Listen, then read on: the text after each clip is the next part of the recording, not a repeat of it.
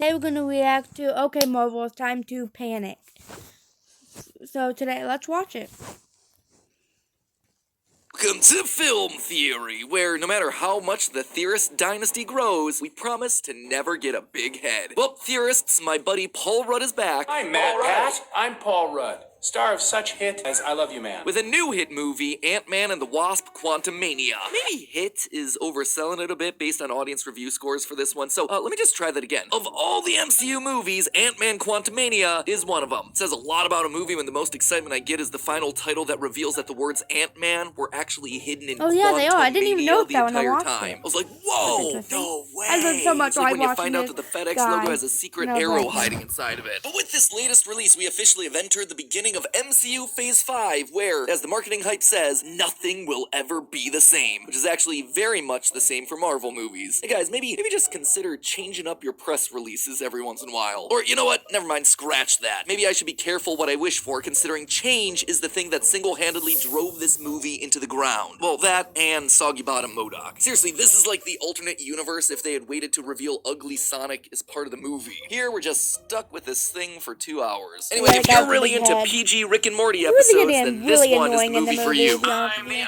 I was getting so tired of him. I'm Whether like, you get him like out the of the film or movie. not, something Someone that I've seen everyone just agree do on is something that with him. things I don't felt care what you do. off. Just get Well, him the out there. It's story, so annoying. scenes that felt awkwardly placed, moments that resolved too quickly, character arcs that were more like character cliffs. And this time, there's no one around to break the fourth wall and argue with producers about it. None of these storylines make any I've sense. never actually watched the whole before.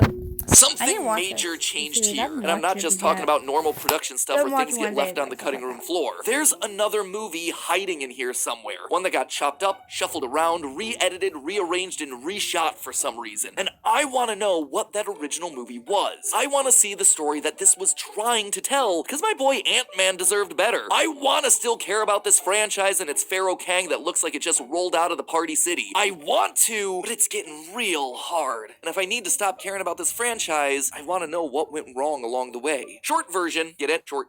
Anyway, I think at one point Scott Lang's adventure to the quantum realm not only had a very different, much darker ending, it also had a more complicated, morally complex story arc for the main character. But here's the biggest twist. I think solving what this movie could have been tells us a fascinating tale of the major mistakes that Marvel and the rest of Hollywood are making right now. Okay, so let me give you the quick recap of the movie we got, so we can then, actually piece together the movie we should have got. So it's 2025 and Scott Lang is kind of sort of retired from Ant-Manning, since there really hasn't been an Avengers level threat lately, except for a city being taken hostage, a giant kaiju battle over Egypt, the multiverse ripping apart, and the complete rampage of a deadly witch gone rogue. Everyone just forgot Scott's number for those. So instead, he wrote a book, available on audible.com, I have no doubt. Meanwhile, Hope is running Pym Industries as a do-gooder girl boss, Hank is collecting fat paychecks for mildly reacting to CGI ants, and Janet is definitely not talking about what she did while stuck in the quantum realm for the past 30 years. Seriously, don't even bring it up. She just doesn't have time to talk about it right now, okay, guy? As for Scott's daughter Cassie, she's all grown up into a completely different human being. She's also grown up to be an activist, stealing cop cars and protesting for the land rights of blip victims. So basically, she's a flag smasher. But don't worry, it's okay for her to do it because she's the hero's daughter. She also thinks that the grown-ups in her life are kinda resting on their save the world that one time laurels instead of being as angry about all this stuff like she is. Then everyone gets zapped into the quantum realm so this whole boomers versus zoomers allegory can play I out love with that cool Ant-Man monsters movie, and I mean. lasers. That's how you It's a communicate. good movie, I A guess. metaphor. The good guys get split up between Hank, Hope, and Janet so she can very slowly reveal the You guys plot, are while Scott and reaction Cassie more, get I caught up guess. with a You group guys of like channel, refugees but being oppressed by an evil still give dictator, social Kang media the on